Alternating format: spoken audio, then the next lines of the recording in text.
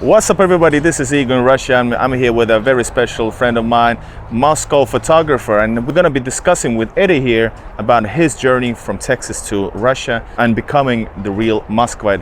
I think you are a real Muscovite already. Of course, you're more than me. That the Moscovich.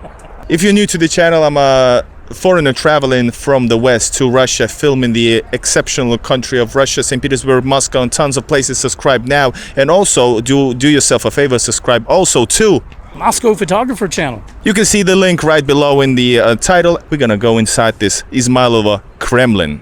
Let's go check it out. Why is America and Russia enemies again?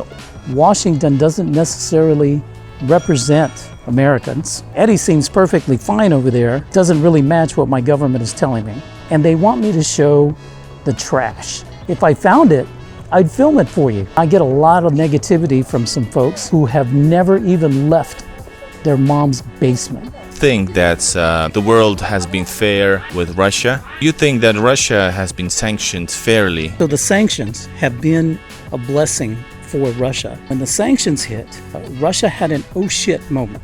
This isn't new. They've been through it before and they've always prevailed. So what did I bring when I moved to Russia? Okay. For those of you who are interested in maybe coming to Russia, here's what I would recommend that you pack. Then off to a serious and actually I think very sad topic. Why, Eddie, is America and Russia enemies again or more than before? Yeah, that's a tough question. You know, I really don't think that American and Russians are enemies. They're certainly not an enemy of mine. I don't feel that that's the feeling in America, that Russians are the enemy. I think they're the enemy of the media, they're the enemy of the propaganda, and they're the enemy of the current government in Washington. That, for sure. But what we have seen as Americans is that Washington doesn't necessarily represent Americans. They don't represent what they want, what they are expecting from their government, and I don't think we're enemies at all. Governments, that's up to them to decide. So what does it take for Russia and the USA to come closer to each other, at least on maybe not all the way to friendship, but closer in some topics, or like away from this current, I think we're like on the edge in a way, so away from the edge and go back to somewhat normal relationship. Yeah, I think that means. I think a lot of that depends on understanding. And the only way to gain understanding is to see it from another point of view. So that's another reason for my channel, is to show you what I see as an American here in Russia, to show you as I see it, as I live it every day. And I can tell you that, hey, the propaganda in the West is complete bullshit. The propaganda in the West is complete BS. It's just not true. But instead of me telling you, you won't believe it. But let me just show you through my camera lens without mentioning the words, and you can then use your own discernment and say, Eddie seems perfectly fine over there. Doesn't really match what my government is telling me. But what about the ones who say, I know some of the comments, typical comments, they say, but Eddie, you're a propagandist. You show only what you want to show. You know, I get that a lot. And they want me to show the trash. They want me to show the junk. Well, you know what? If I found it, I'd film it for you. But I don't see it, so I don't film it. But I will tell you this, that I get a lot of comments from haters. Many of them are bots, and you can edit this out if you want, but I'm just going to lay it out here. I get a lot of negativity from some folks who have never even left their mom's basement. So here's the thing.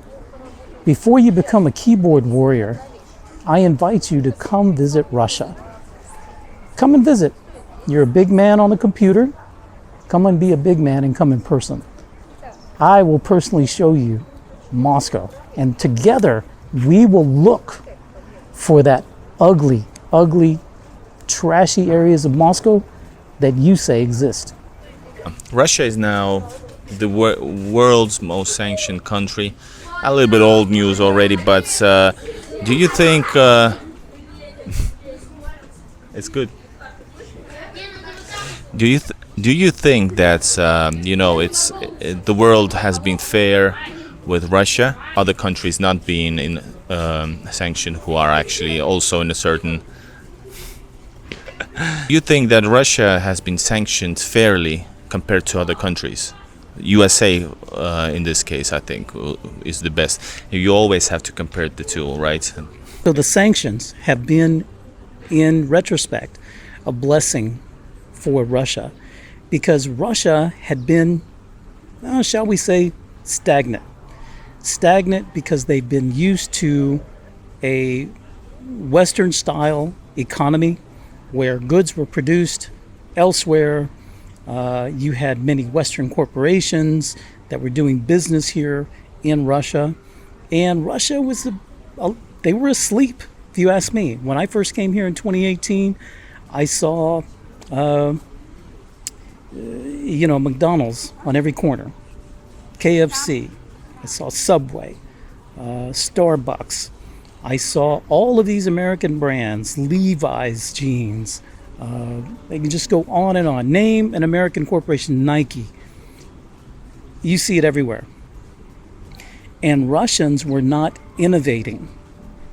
And they were dependent on other countries for a lot of innovation within their own country. When the sanctions hit, Russia had an oh shit moment, literally. But cooler heads prevailed, and they said, we can do this. We've done it before. This is not the first time that Russia has been pushed down. It's not the first time that catastrophe has happened in Russia. And having spoken with a lot of Russians, they tell me this isn't new. They've been through it before, and they've always prevailed. And so that's exactly what they did. So Russia sought partnerships. They sought cooperation. They sought extending a hand of friendship to other nations and said, hey, we need help. And together, through associations like BRICS, which actually predates the SMO, but these cooperations, this multipolarity, this multipolar world that runs contra to the unipolarity world, the unipolar world of the United States and the hegemony of the United States, this is the way forward. So I think it's good. Russia is prospering. Russia is growing. I wish I could show you all of the construction going on here in just Moscow. It's just incredible. There's cities of buildings just going up everywhere. And what does it take for a country to build? It needs energy, and it needs manpower, and it needs a supporting structure for that. So I see Russia as a very strong country, and it's only getting stronger.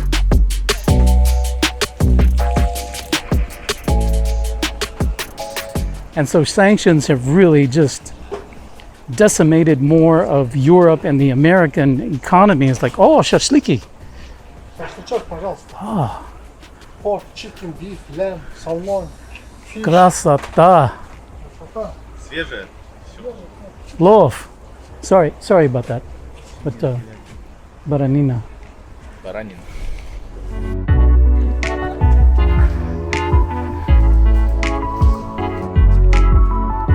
Right, so Eddie, you moved to Russia from Texas. Did you bring all your belongings? And if you did, or whatever you did took, what's that process like to somebody who actually plans? There's got to be a lot of good tips.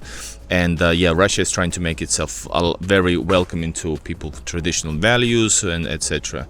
So please tell us. So, what did I bring when I moved to Russia? Okay, very good question, Igor.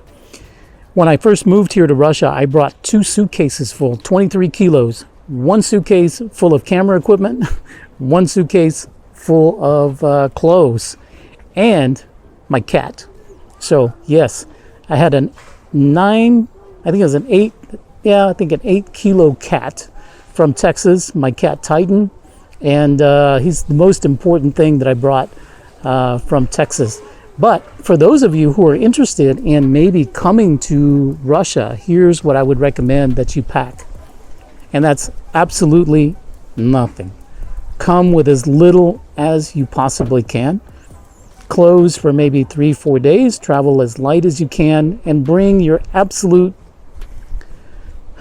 what you must have. Other than that, buy everything else here. Especially if you come in the winter. Buy your winter clothes here, because winter clothes for the US are not the same as for Russian winter. Buy your winter clothes here. Your summer clothes and all that other stuff, you can buy it here too, and you can buy it fairly inexpensively. So come with very minimal clothing. Bring your absolute precious possessions. I brought my camera equipment because my camera equipment earns money for me. So that's why I brought. So you got to prioritize. And technology or equipment in Russia can be even more expensive than in the West. That is very true, although AliExpress is your friend if you're into technology. But this is a good opportunity, and I will thank Igor for this opportunity to come and meet with you, his audience. And I want to tell you about something exciting that I have just started recently. President Putin has recently signed a decree that makes a path forward for immigration into Russia a little easier. And because of that decree, and because of the flood of questions that I have received from my viewers, I have started a personal concierge and travel consulting service. And if this is something that you might be interested in, if you're wanting to come to Russia, and you're thinking you may want to live here, I encourage you to visit first and visit the website. This is www.worryfreerussia.com. And go in there, look at the website, and your first consultation with me, 15 minutes, is absolutely free. You can see if the service that I provide may be good for you, may be right for you. I think there's a lot of interest from people in the West in wanting to move to Russia. But first, I suggest you visit. This has been a great day with Eddie, Moscow photographer, and of course, in this beautiful scenery, I want to thank you so much for being and talking to us. My pleasure. Thank you so much. If you haven't subscribed to Moscow Photographer, the link is below. Subscribe for more content from Eddie. And of course, if you're new to my channel, haven't still subscribed, do the same for me. I see you guys in the next episode somewhere in Russia, maybe Moscow, maybe St. Petersburg, and maybe Voronezh or somewhere else. See you guys, Eddie, later on, right? We'll see you. Yes, we will. Пока. Loud Russians. Loud Russians. Eddie, I am Peterburgets. Can you say that? Нет. Peterburgets. Petersburgian. Санкт-Петербург. Oh man, the good stuff here. But you've heard. Anyway. Washington doesn't. So what we have seen in America is that Washington doesn't necessarily represent Americans. I hope that if you are not a subscriber and you are watching this for the first time, please subscribe and give a like and share this video with your family and friends.